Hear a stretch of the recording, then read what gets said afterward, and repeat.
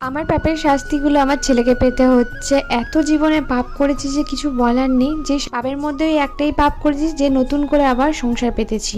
যদি নতুন করে এই সংসারটা না পারতাম, ওই গঞ্জনায় সহ্য করতাম, অত্যাচার সহ্য করে ওখানেই থেকে যেতাম, তাহলে হয়তো এই পাপের ফলগুলো আর পেতে হতো না আমার ছেলেকে। আমার ছেলের এরকম ভাবে শরীর খারাপও হতো না, আর আমার ছেলের এত কষ্টও হতো না, আর আমাকে এইসব দেখতেও হতো না চোখের সামনে। অনেক কিছু তোমাদেরকে আজকে বলার আছে, তো আশা করছি ভিডিওটা পুরোটা দেখবে। আর হ্যালো এভরিওয়ান, আমি বৃষ্টি। আমার এই ছোট্ট সংসারে তোমাদেরকে অনেক অনেক ওয়েলকাম। আমি জানি গো, আমি খুব একটা গুছিয়ে এই কদিন ব্লগ দিতে পারছি না। আগে যে সুন্দর করে ব্লগ দিচ্ছিলাম গুছিয়ে, সেটা আর হয়ে উঠছে না। সকলকে তার আগে জানাই শুভ নববর্ষের প্রীতি ও শুভেচ্ছা।